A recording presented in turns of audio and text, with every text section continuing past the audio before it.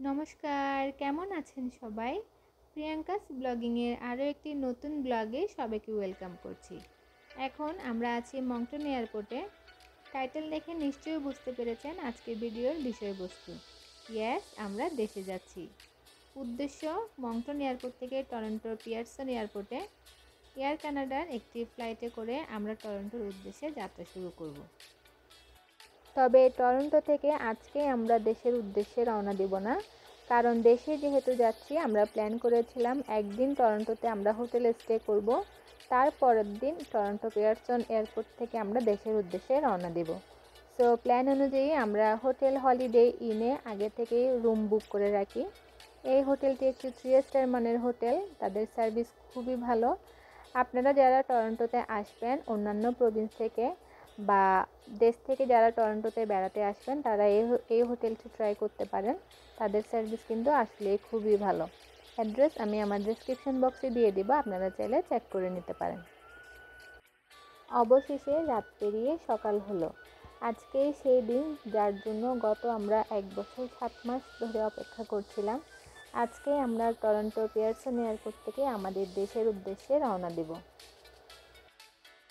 আমাদের হোটেলটি এয়ারপোর্টের একেবারে নিয়ার বাই হওয়াতে প্রতিটা প্লেন যখন ল্যান্ড করছিল আবার টেক অফ করছিল তা অনেক ক্লিয়ারলি কাছ থেকে দেখা যাচ্ছিল।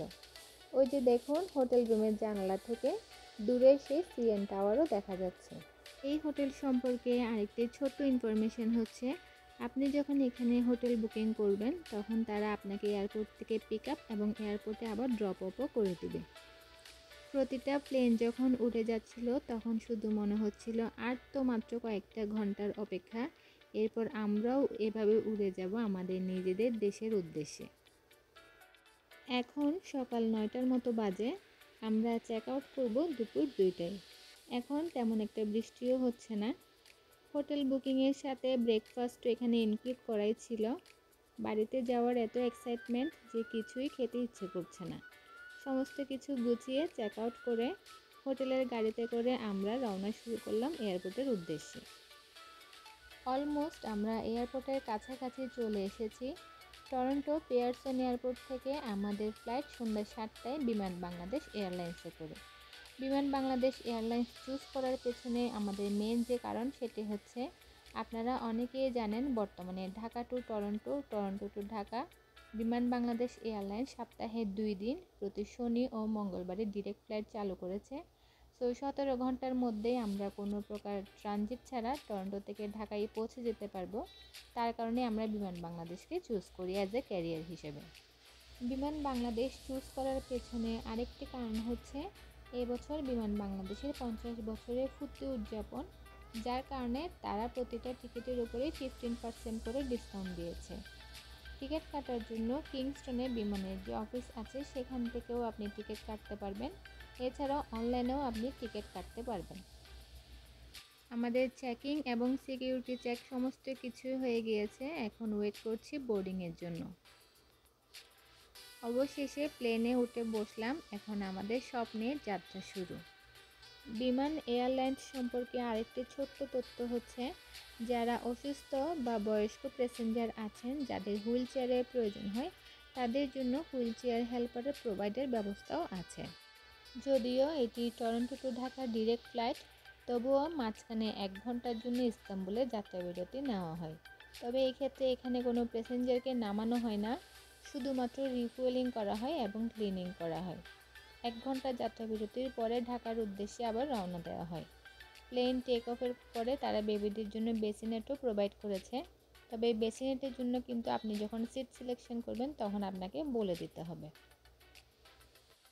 এরপর আসি বাংলাদেশ বিমানের মোস্ট ফেমাস পার্ট, তাদের খাবার দাবারের প্রসঙ্গে। টোটাল 17 ঘন্টার জার্নিতে তারা আমাদেরকে 6 বার খাবার প্রোভাইড করেছে। এতবার খাবার অন্য কোনো এয়ারলাইন্সে প্রোভাইড করে বলে আমার মনে হয় না। খাবারের কোয়ালিটি এবং কোয়ান্টিটি দুটাই খুবই ভালো ছিল। দীর্ঘ আকাশ সীমার পথ পাড়ি দিয়ে এখন আমরা চট্টগ্রামের মাটি ছুঁতে চলেছি। বিমান বাংলাদেশ এয়ারলাইন্সের সাথে আমাদের ওভারঅল এক্সপিরিয়েন্স খুবই ভালো ছিল। তবে একজন প্যাসেঞ্জার হিসেবে আমার মনে হয় বিমান বাংলাদেশ যেহেতু আমাদের দেশে জাতীয় পতাকাবাহী একটি বিমান, তার প্রতি আমাদের আরও যত্নশীল আচরণ করা উচিত। অবশেষে আমরা দেশের মাটিতে পা রাখলাম এবং আমাদের পুত্র জ্যোতির্ময়কে তার পিতৃভূমিতে প্রথমবারের মতো স্বাগতম জানালাম। এখন যাত্রা শুরু চট্টগ্রামের ভাটিয়ারি হয়ে বাড়ির উদ্দেশ্যে। অপেক্ষার প্রহর যেন আর শেষ হচ্ছে না। আশা করছি আমার আজকের এই ভিডিওটি আপনাদের কাছে ভালো লাগবে। যদি ভালো লেগে থাকে বা ইনফরমেটিভ মনে হয় তাহলে অবশ্যই শেয়ার করে দিবেন, যাতে অন্যরাও জেনে উপকৃত হয়। বাংলাদেশ বিমান সম্পর্কে বা টরন্টো টু ঢাকা আসা পর্যন্ত বিষয় নিয়ে আপনাদের যদি কারো কোনো প্রশ্ন থেকে থাকে তাহলে অবশ্যই আমাকে কমেন্ট বক্সে জানাবেন, আমি উত্তর দেওয়ার চেষ্টা করব। আজকে তাহলে এখানেই শেষ করছি। সবাই ভালো থাকবেন। ধন্যবাদ।